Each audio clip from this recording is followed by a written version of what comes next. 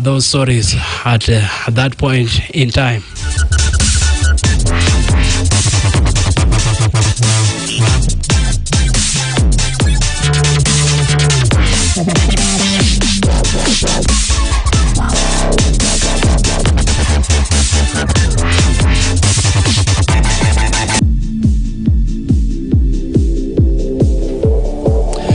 We are now 16 minutes after 6 p.m. and the show is just getting started. I have Teng Deng in the studio with me, and for starters, my name is Peter. We are going on until the hour of 7 p.m. Remember, the Scoresheet is a sports show that comes here every other Monday to Friday from 6 to 7 p.m.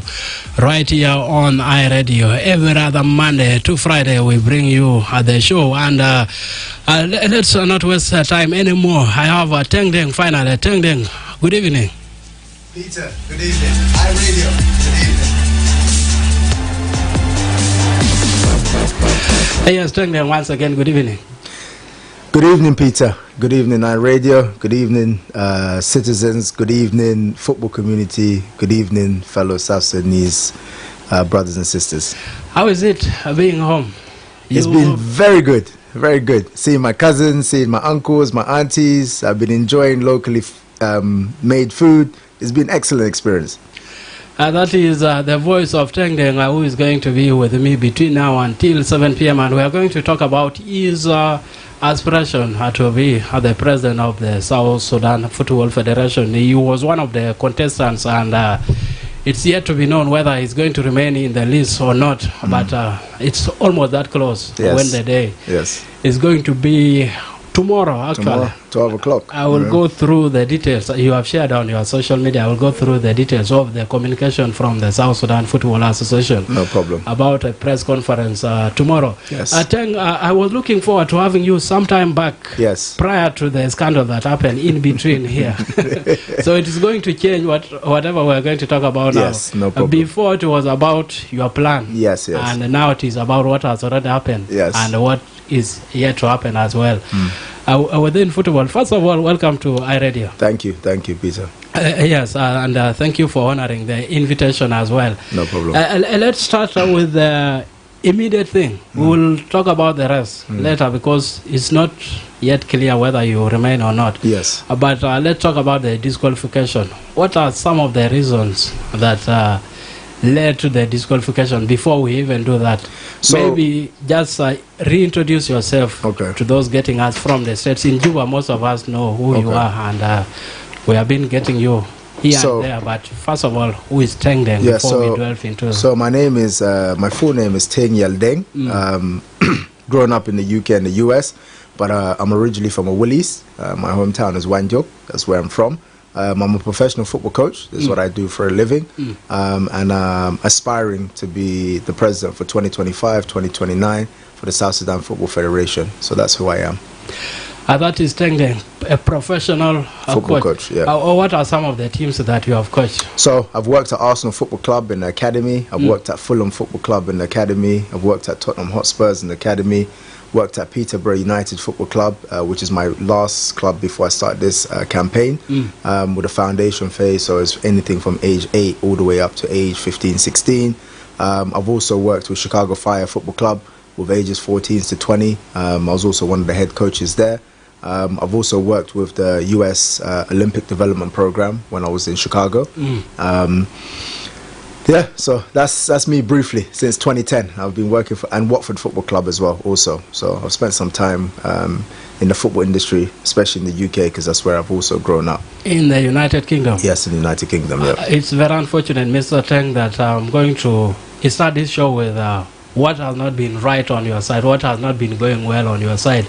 Recently, yes, the spokesperson of South Sudan Football Association, yes, who is my friend on Facebook, yes, he went on his Facebook page and said all the things that you have just said now, that they are not true, that you have not even been to those clubs you are claiming that you have worked with. First of all, how do you respond to that accusation before we go into the question that I asked you prior to that? So I think firstly, I think we need to get a few things straight. As a spokesperson of a federation, you should be neutral, you know, but he's made it clear he's a supporter of the general, who's the current president, which is fine. You can you can choose whatever candidate. I don't have an issue with that. But my issue is you can't represent a federation as a spokesperson and then insult other candidates, because at the moment the term for the presidency is come to an end or coming to an end. So as a spokesperson, you should be neutral, and allow everybody else to be able to demonstrate what their ability is. Me, I'm showing what I'm able to do, and so on and so on. What makes you think that he is favoring the president? Because on the statement, if you read the statement on Facebook, the spokesperson's name is Albino Quickding. If you read it, at the bottom of the statement, it says we should support General Madud Pere. So I'm not making anything up. This is what he's wrote, and I'm sure you've read it and you've seen it yourself. So it's something that he's clearly said, okay, this is who I'm supporting, and he's made these wild claims. Originally it started with, I don't have any qualifications. In order to work in these clubs, you need, because I said I have the UEFA qualifications, and I also have the US qualifications, the B and the A license, which allows you to work within the professional clubs as a professional coach. You need the A license, or B license actually, to be a professional coach. So anyway, I took the time, and also they said I didn't have a degree. So I said, okay, if this is the case and everybody's believing these rumors, it's better for me to post it online so people can see that, these are my qualifications. It's easily accessible. You guys can contact the US Federation and ask, has Teng Deng such and such been qualified? Does he have these certificates? And they'll be able to respond to you very easily.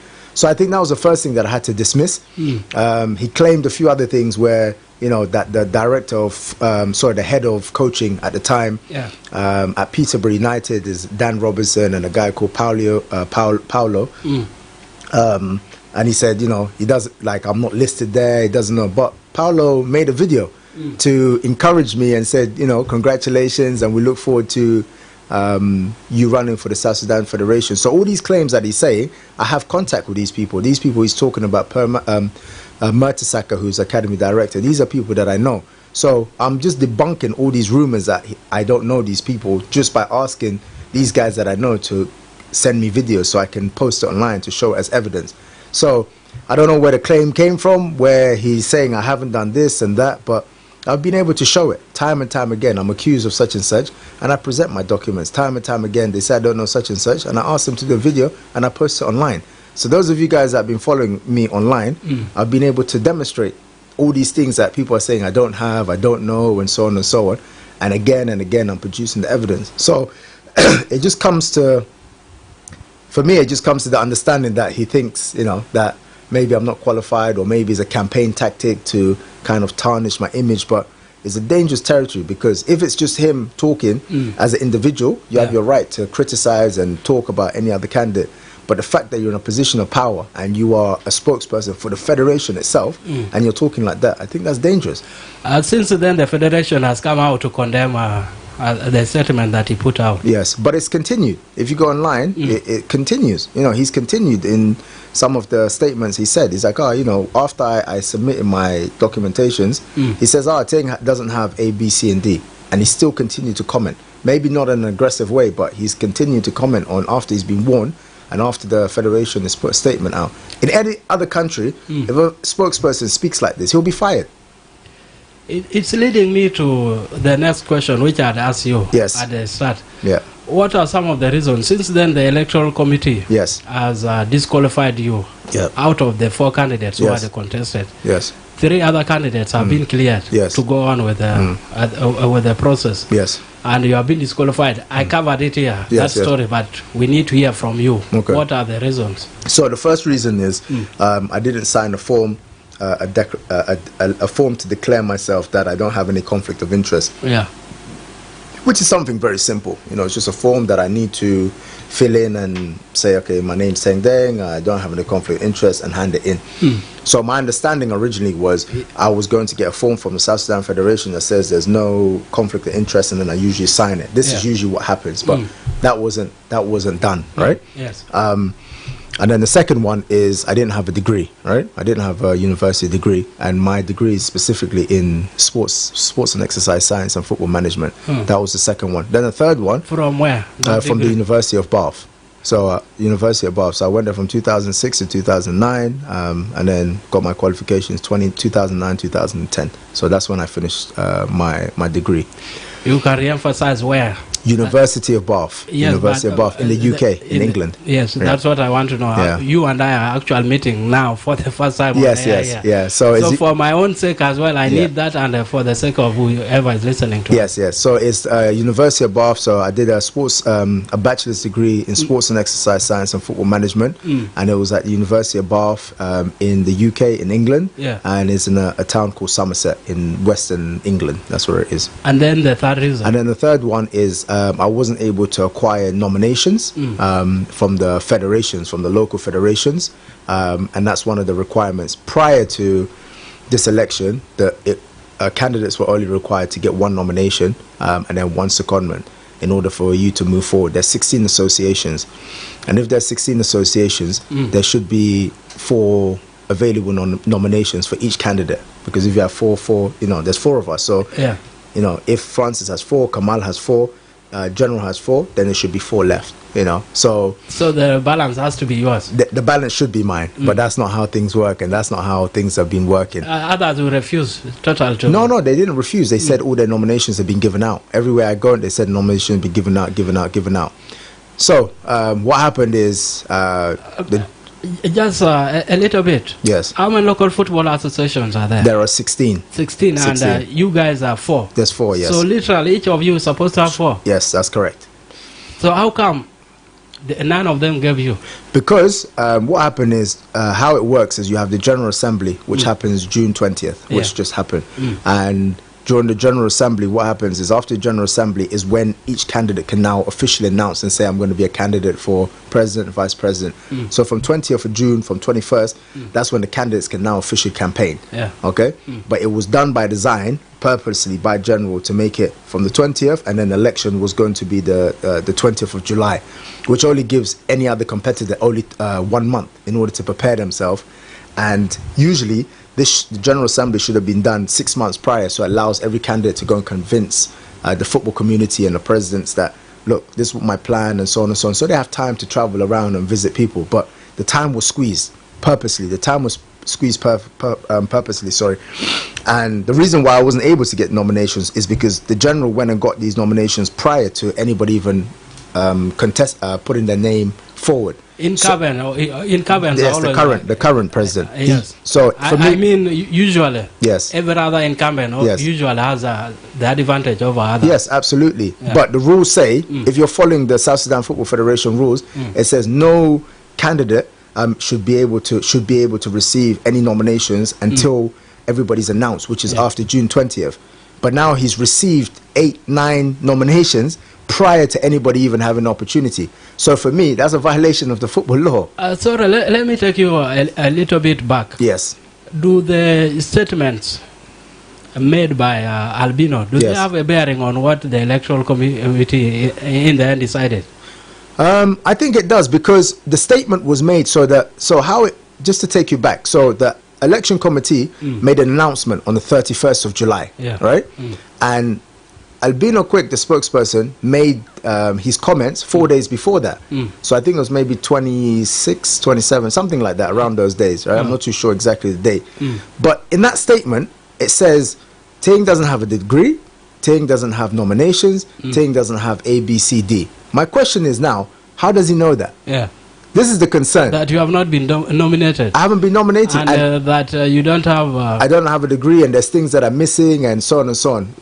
Leave the stuff alone that I work for the clubs. Forget that. Just my key question is now, when I gave him my documentations, I came in, there's a process. I gave it to the Secretary General, and the Secretary General's job is to take it from wherever his office is and give it to the election committee, right? So the Secretary General has now done his job.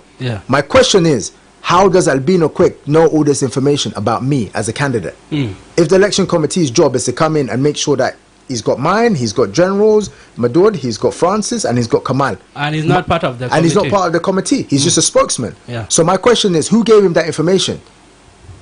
That's a concern. That's a big concern. So you as the election committee, you need to ask yourself, how did he get that information that I didn't have A, B, C, D and was missing from my documentation? So that's why I said there's no trust, there's no integrity, because somebody is either the Secretary General has given it, or the election committee has shared the information with him. I don't know who. I don't have any evidence to say, okay, look, the SG has given Albino Quick the information, and I don't have any evidence to say that the election committee has given the information to Albino Quick. But somebody has given it to him because clearly he knows what's missing. And now I've been disqualified based on those bases, with no, apparently no degree, which I have shown evidence, and also no nominations. And now let's look at all of them as a whole. Mr. Tengde. Yes. Were you given the requirements for you to apply for the position? Yes, we were given the requirements. We were given the requirements. Was degree one of the requirements? The degree was one of them. How about the nomination? The nomination was definitely one of them as well. And then the third one that led to your disqualification? Yes, that was also part of it. That is a declaration? Yeah, declaration. Yeah, it's just a form to sign to say you don't have any conflict of interest with the So federation. in the end, did you submit them and yes. they overlooked at all of them? Yeah, I submitted everything. But again, the question that goes back is, how did your spokesman have my information? And it's just me, by the way. It's not like he's said, okay, Francis doesn't have this, or Kamal John doesn't have this, or General doesn't have this. And they've been pressing me on social media and in general, in groups. Yeah. They've been pressing me saying I don't have the qualifications, I don't have A, B, and C, D. If you're going to hold me to that standard, now what I'm saying is, now the General, you're saying the General needs to also show their documentations. Francis Amin needs to show his documentation, and so does Kamal. Okay, one is a lawyer, one's a businessman, one's a general. So you guys are saying, okay, I need to prove such and such and such. I've proved to you, I've studied this thing. I've proved to you that I've done my qualification. But now I'm asking you the same question. You, the election committee, hold everybody to the same standard. You can't say, okay, yeah, Tim doesn't have this. Now I've proved it. Everybody's quiet. But now everybody else, now the public should see everybody's documentations. I think that should be a requirement because it's double standards. But they have not actually. They have not put out that the degree you are presented is not a good degree. Yes. They have not given that information. Yes. So I don't see reasons why you are expecting them to expose confidential information of those candidates. No, because at the beginning, if, for example, the election committee and the federation has kept everything private, then I don't have a problem. But the problem is where my concern is now, the spokesperson has gone and said, I don't have A, B, and C, D. And he's made it a public show. So if it's been made a public show, then show the public then. This is where my concern is. It's not that I don't have a problem. Maybe they do have their degrees. Maybe they do have that. I don't have an issue with that. But the fact that I'm being now pushed to show, I have to show A, B, C, and D because your spokesperson is accusing me of not having certain documentation. So my concern is hold everybody to the same standard. Hold everybody to the same standard. I'm not just going to be the only person who's being targeted. Everybody needs to be held to the same standard.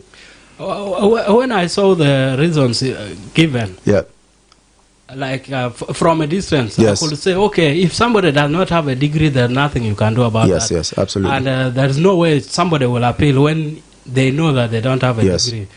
Since then, you have gone on to appeal. Sure. Yes. In your appeal, what are some of the reasons that you are giving them that they should reconsider? Well, we're still waiting for a decision. So we have a lawyer, we have a legal team that's working at the moment. So we've submitted some legal documents, and now they have to respond to that legal document. And that legal document tomorrow in the announcement, which will be at 12 p.m. at the South Sudan Football Federation head office in Rock City in Jebel, they're going to announce tomorrow if my appeal has been successful or has been unsuccessful. So the only grounds that I can really say being unsuccessful is they're saying, okay, this guy doesn't have nominations, right? Yeah. So if they say I don't have nominations, then my question is now, show us where all the nominations have gone. If each candidate is only required to have 4 nominations, where's the other 4 nominations? What I want to ask you is about the nominations. Yes. Do they show to you that, can't you tell before actually the elections that you have these 4 local football associations that have nominated you? For example, if I were to contest, I will start with my state local football associations. Yes. Tell them, here I am. I'm contesting as the president of South Sudan Football Federation. I need your nomination. Do they have the obligation to tell you that we have nominated another candidate and we are not nominating you, or is it something that is done in private that you cannot tell that whoever you have approached has nominated you or not? Well, some people have been open. Some of the presidents have been open. They said, look, I'm supporting, for example, General, I'm supporting Francis, I'm supporting Kamala Cole, for example. And some of them have been honest. Said, look, they've come to us and they've come before you or they've come after you, but this is the person who I believe should lead the federation. So every president has the right? Okay, so if that's the case, they can nominate. Some people have said, okay, look, we've already given the nominations to this candidate, so we're not able to give you any nomination. Some candidates, some presidents have kept it secret. They haven't said anything. They've kept it private. And some candidates have, to be honest, probably they have misled you. You think they have nominated you? Of course. Yeah, some people haven't been honest. Some people haven't honest. So and that's where I keep going back with the transparency. Some people put a price tag to their nominations. That's the reality of it. That's the reality of it. Are they demanded for money? Of course. We know this. We know this. If they demand, I don't know whether I will be right. If they demanded, did you give or not? No, I didn't give anything. Because football is not for sale. I've said this before. South Sudan football is not for sale. So me personally, I'd rather invest heavily in an association. I'd rather give $50,000, $100,000 in developing a program in, let's say, Bor or Wow or whatever, or Juba. I'd rather invest that money heavily so the local community can benefit from that than an individual. This is my stance. And then let's go to Awil. Yes. Awil is, that's where you come from. Yes. When you came back to South Sudan or to Juba, did you bother to go to your estate and maybe see whether they could support you as well? Yeah, I did. I did. I went there and the president of Awil made it clear that he's supporting General Madud. He made it clear. He said, I'm not supporting you, I'm with General. He made it clear. That's it. How about other local football associations that you thought would have supported you? I did. Some people I went to, they said, we'll support you, but then last minute the changes were made. And then how optimistic are you about tomorrow? I'm very optimistic. Because based on that, what you have just said, personally, from a layman's perspective, there's no guarantee that you can pass that criteria. Or four nominations.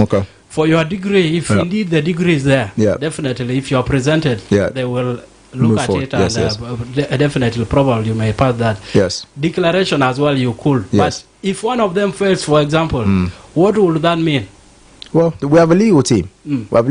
So the question is if any candidate is contesting, there are some legal grounds which we can contest. So if a candidate, for example, a sitting candidate can go and do things and break the law, everybody should be held to the same standard. No, the question I'm asking is, let's assume you don't have the required nomination. You could even have 2 or 3, but still that does not make 4, which could still disqualify you. If that is the only one that you don't get right, does it mean it still leads to the disqualification that it stands now? Well, we'll just have to wait tomorrow, because we'll find out tomorrow. They'll give us the feedback. So when we go tomorrow, they're going to tell the legal team, okay, on these grounds, this is what we disqualify Ting, and then if my legal team is satisfied with that, then they'll take the appropriate action. All right, we are 22 minutes away from 7 p.m. and you're listening to the Scoresheet on iRadio with me, Computer. In the studio, I'm joined by Teng Deng, who was one of the candidates. He is, by the way. So I have to be careful with my language. Either way, I can be wrong if I say he was, or if I say he is. Somewhere will say this man is already disqualified, out of the race. Mr. Teng, I'll paint a picture of who you will be as a president. Why did you come back to contest as the president of the South Sudan Football Federation? Well, I'll give you guys the story, the background. So obviously, naturally, when we left South Sudan is because the circumstances. So actually, my father's a surgeon and my mom's an educator. So we left from here, Khartoum to Egypt to the UK. Father's working there, mother's working there. I grew up in the education system there. I grew up in the academy system there, playing football in the football system in Europe.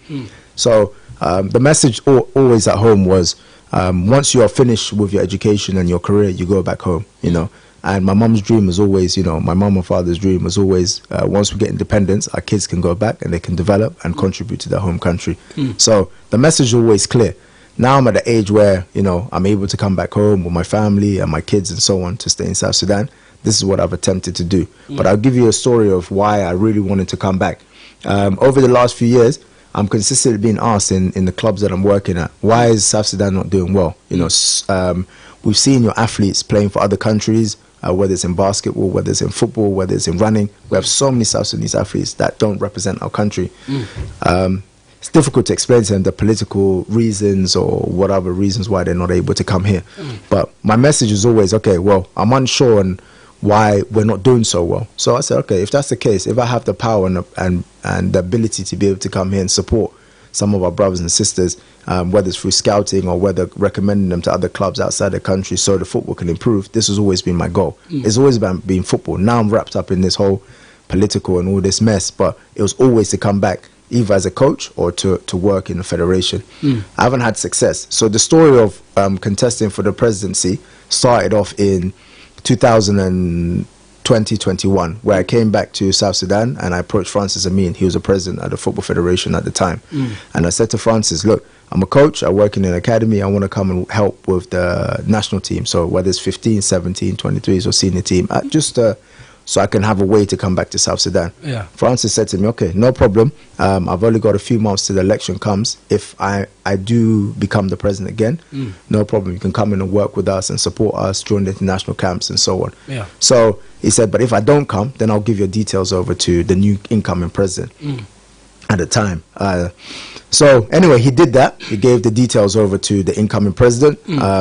General Agustino Maduro. He gave it to him, and also gave the details to Victor Lawrence, who was a SG at the time. So in 2021, I approached him. I said, look, this is who I am, this is my CV, this is my intentions, this is what I want to do. Victor was supportive. He said, okay, cool, no problem. I'll give your details to the president because he's the one that makes the decisions, right? But I didn't have any response. Again, the next year I tried again. I said, look, there was a position that was actually opening up at the time because the former coach of South Sudan was a guy called Cyprian. From Cameroon. From Cameroon, but he was also from the UK. He worked at Leicester, so we knew each other. So he said, "Look, there's a position opening. You know, you have your A license. Go and apply." I applied for the position. I was unsuccessful, and they gave it to somebody else. As a coach? As a coach, yeah, as a head coach, because there was a requirement. You need to be A license. You need such and such experience. You know, I prepared my documentations, and I gave it to Francis. And I guess it's the board of directors and the president that have the final decision, right?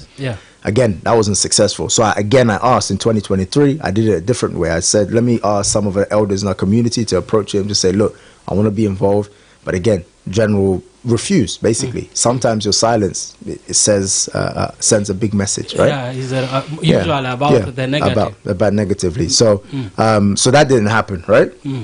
So I said, okay, if that's the case, 2024, if there's no way in, and this is my profession, if I come back to South Sudan, I need a job, I need to do something, this is my industry, I don't know anything else, right? And if I'm not able to go in, so let me contest. So in 2024, I decided, okay, well, I'm going to contest and announce that I'm going to contest for South Sudan Federation. And nobody took me seriously. They didn't take me seriously. This is just ambition of some young boy, he's not interested, and so on and so on. This was the rumors that I was hearing. So I said, no problem. We'll contest, we'll fight all the way to the end, and then we'll let the people choose. You know, and this is where we are now. This is where we are now. So again, just to go back to your question in terms of what inspired me is, first of all, I'm South Sudanese. Regardless of where I've grown up outside, I'm from here. I'm a citizen from this country. And the reason we left is it wasn't my choice. But now I'm back, and this country doesn't belong to one person. It belongs to everybody. And football belongs to the football community, and it belongs to the citizens of the country. And we're just here part-time to manage it, control it, and contribute to the football. It's not somebody's personal home or personal job. So these are some of the things that kind of inspired me to come home. But eventually, you want to be a first-class citizen in your own country. When I heard of your race, of you being one of the candidates, to be honest, I had never heard about you. I said, okay, Teng, I've seen you, I've watched you, and I've listened to you on other radio stations as well. I was sensing some substance in you as a football analyst. The only thing that I wanted to say was, why didn't Teng come here before? Let him be available to these local football associations. I did. To the stakeholders. I did. You have already answered that. I did. That was what I was thinking. You should have been here in the country, get yourself on ground and work with most of these football stakeholders.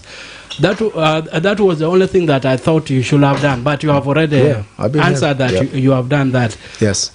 Based on what you are saying now, let's assume maybe you don't go through. Yes.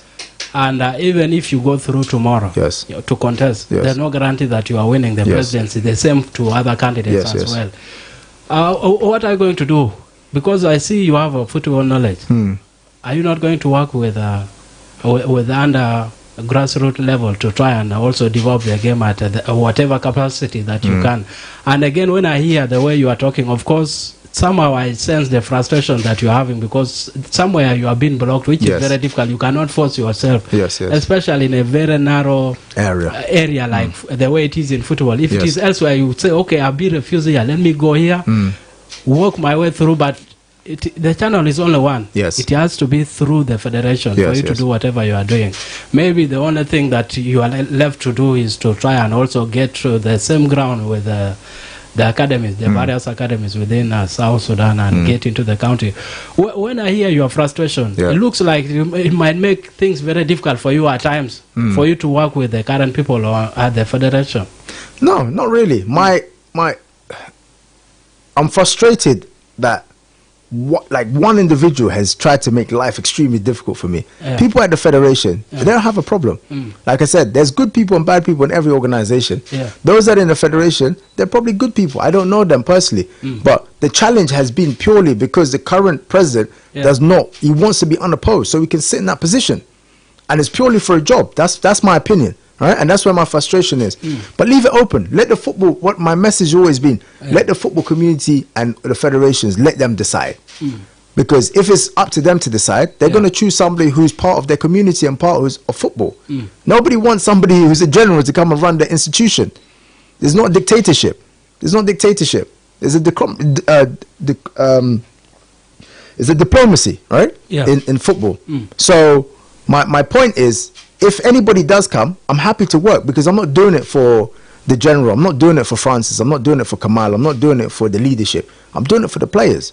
So with all the experience and all the connections that I have, I've always said, whether I'm the president of the federation or whether I'm not part of the federation, my goal is it stays the same. So some of my connections that I have, I still want them to come here because it's going to help some of the players, some of the young girls and some of the young boys, regardless of whether I'm the president or not, that my commitment still stays the same. So over the next 4 years, if I am there, great, then I have a bigger influence because I can go to other places and be able to bring in the resources, whether it's money or whether it's connections to help our players so our national team can improve. This is my goal. This has always been my goal. It's never for me for personal gain. That's why I've come back home, right? If you are to be the president, what more would you do to South Sudan football to develop it, other than what you are saying, to expose the talent that we have here to the rest of the world? Financially, the federation has been suffering. In as much as those outside might think it is rosy for them, but financially they are not able to raise enough money. If it were not for the FIFA, CAF and CECAFA, South Sudan Football Association would find it very difficult to operate. Even with the current resources that they have, still they are finding it difficult.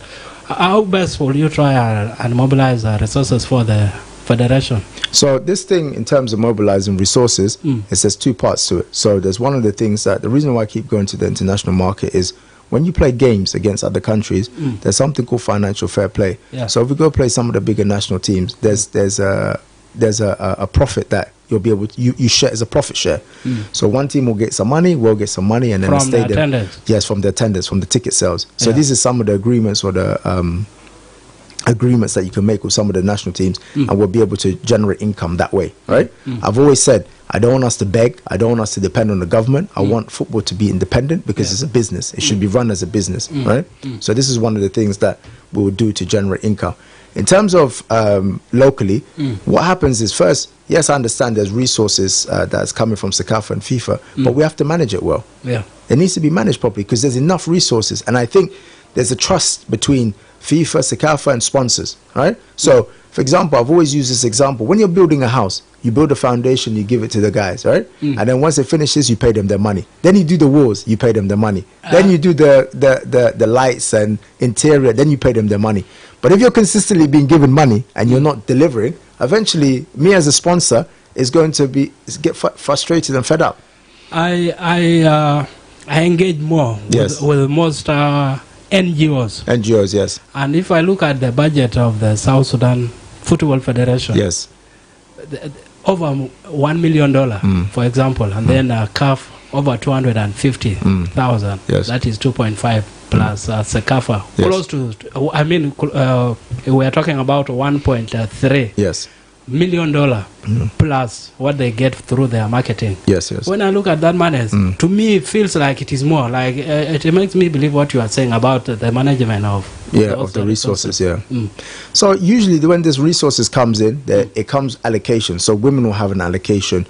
When national teams go away, there'll be an allocation for traveling, accommodation, and then also have a little bit of a budget to pay the players and the coaches, because this is a professional job. The players shouldn't be doing this for free. I've said this before. The players, the coaches, the doctors, the video people, the photographers, everybody needs to be paid. This is not free. This is not a voluntary job, especially when you're representing the country. So there should be a specific budget allocated for these guys, because it's their job. They have wives, they have husbands, they have kids and stuff like that. So this budget needs to be looked into, and I think it's just a management. And that's what I said. If I come in, I'll do an audit. I'll bring an external company to have a look and say, okay, where's the money been going? Where's the money been going? And now, where do we need the money? And then we can allocate that. Now we sit together with the finance team, the women's team, the men's team, and then discuss, okay, how much does it cost for such and such? So we can have open transparency. So this is my game plan. In Africa, when you talk of auditing, yes, the current federation, it can be the federation or the current leadership. Yes, yes. That's actually where the first resistance starts from. Of course, because the football doesn't belong to them. That's the thing that I'm making clear. Football does not belong to one individual. The federation belongs to the country. We are running out of time. No Confirm problem. to me, will Newcastle United come to South Sudan? Yes, it's confirmed. The scouts will come. There's a guy called Amos. He's a very close friend of mine. He worked with me at Peterborough United Football Club, and he's also a scout at Newcastle United. He's not that's not the only club confirmed. We have another 4 clubs that's confirmed. So it is only the scouts? The scouts that are coming. And not the players? No. The players are not coming. There's no need for them to come. The idea, what I've always said, is youth development, right? Yes, of course. What was circulating on social media was that Newcastle United will come. No. That's not true. That people believe. No. Even the players. No. So the just to clear that, I think I've said it on social media. The players are not coming. The coaches are not coming. The idea is the scouts to come to our country so they can be exposed to the talent that we have here from as young as 8, 9, 10, 11, all the way up to the senior team. And if there's any players that are South Sudanese here, maybe they get an opportunity to maybe go on a trial at Newcastle or any other club. So this is the objective. This is what we're trying to do. Let's pick phone call now on 0922-986-986 or 0911-986-986. We are left with basically 8 minutes to conclude the show. Mr. Tengdeng. No problem. I wish we had 2 hours to be with you here. Hi, Radio. Good evening. Teng Peter. Yes, please. This is Con Peter with Tengdeng. Okay, it's okay, Con Peter. Good evening to you and the guest in the studio, Deng. Yes. And so it is me, Malay from Yambio, and it is so impressive, according to way Deng is expressing himself. These are the kind of leader we need in the football of South Sudan. It is just like frustrating, as he said, to see that there are certain things that are being hidden from the people who want to contest for any position in the football fraternity in South Sudan. Because if you can be able to reveal these things to people who want to contest and they are aware of what is required from them to contest for any position, I think they will have a period of time to prepare themselves and at least to make sure that at least they meet all the requirements for them to be able to compete for the position. It is obvious that tomorrow they will give an excuse of nominations, and which has then is not been nominated from the associations, like maybe from like 4. So that is obvious. That is the obvious thing they are going to say. Maybe tomorrow. We are going to wait for tomorrow. But also, they should also be able to at least show the public the document they are having. It is also good for us to see, because Deng has proves to the people that they were saying he doesn't have a degree, he doesn't have this profile, he doesn't have this, and he showed to the public, and people show it, and of course, it's only one condition that it is obvious that he will not meet tomorrow. So, but this, according to his game plan, like what he was saying, these are the things that we need in the development of South Sudan. Thank you. We are running out of time. Let's speak another caller. Thank you. Thank you for the feedback there. Thank you. To thank them. 0922-986-986 or 0911-986-986. Our studio lines. It's very difficult, by the way, for you to fail to recognize a degree from the United Kingdom. Hi, Radio. Good evening. Peter. Mike One, how are you? Fine. Thank you for bringing that gentleman in the studio there. Thank you as well for listening from Bor.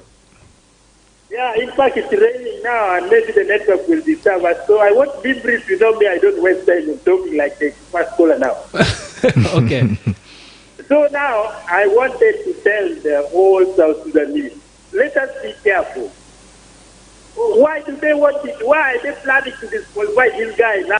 The English is talking, it's very nice. How come they're claiming he has no degree? And these people who are claiming they want to disqualify these people, this guy, sometimes even they cannot place people in English. So let us first of all, somebody cannot go in the street and learn English and talk a nice English like that guy. I mean, that's no degree. My brother, I want to tell you, struggle and come. What you're talking is very nice. Thank you very much. Thank you. Thank you, Mike One. How can he speak that English and you are saying he doesn't have a degree, according to Mike One? Calling him from Bor. And 0922-986-986 or 0911-986-986 is actually Ugandan, by the way. Okay. Yeah, Mike One. He's staying in Bor. 0913-986-986. We are running out of time. And Mr. Tengdeng, there is another caller here before No problem. we conclude with your last remarks. Unfortunately, we have lost him, but Let's get one more, and we finish on a good one. we are heading towards the news time. Okay. But here is another caller. Hi, Radio. Yes, good evening, guys. Yes, good evening. We need your quick feedback, please. Good evening. Hello? Yes, please, we are getting you. We need your quick feedback. Okay, now, what really I want to say just shortly, you know, this local association really have to open the eyes widely if really they need positive change in football in the country, because I know they are the key people who are going to do the election. But now you should not stand behind somebody who is killing the nation, who is not really giving some positive or a smile on the face of the fan. Honestly, Teng Deng, I don't know what I can tell you, but feel like if I have the authority, if I have the power, I have the ability, I have the energy, I will put you in that position and you see your project to go straight forward, which can really motivate the fan. Because we are tired, guys. Honestly, thank them, I'm telling you. We are really very, very tired on this current president plus the board members who are trying to do other nonsense, which really are tempting that they don't know anything, but they are forcing themselves really in that position. Yes. Have the best of your evening, guys. Thank you. Thank you. It will be our final call of the evening. Mr. Tengdeng, I would have loved that we continue, but it is time for news. No problem. I hope you will keep coming here. Yes, whenever I'll come. I invite you. Anytime you invite me, I'm available. I see I have a lot to learn from you, and Yes. You can hear the feedback as well from the listeners. What do you have to say? Thank you for coming. So my final message is change is coming and never stop dreaming. Never stop dreaming. So change is coming very soon, whether it's me, whether it's this year, whether it's next year, whether it's the year after, but change is coming. There's a whole new generation that cannot be fooled, and we're together. We cannot no longer be divided, and we're here to work for our country. And finally, our president, Salva Kiir, said, we're looking for solutions. I'm the solution for football. So I'm here to give a solution. So if the government, the president is listed, I'm your solution to fix some of the youth problems that you guys are facing. So give us an opportunity to fix our problems for us and by us. Thank you. Thank you very much. That is Teng Deng, who is one of the candidates for the South Sudan Football Federation, and that will mark at the end of the show. Thank you, everybody, for tuning into the show, and thank you for your calls. That's all we had time for. Coming up is the English news right here on iRadio. My name is Con Peter. Let's link up tomorrow on Friday. Thank you.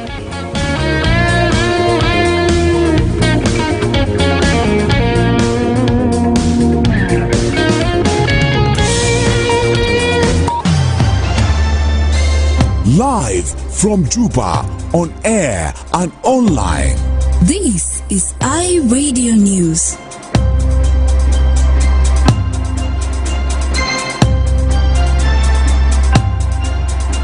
Hello, this is iRadio Evening News. First, here are the headlines. President Salva Kiir and the Speaker of the National Assembly have discussed the 2025-2026 national budget, which is expected to be tabled before Parliament for debate and approval in the coming days.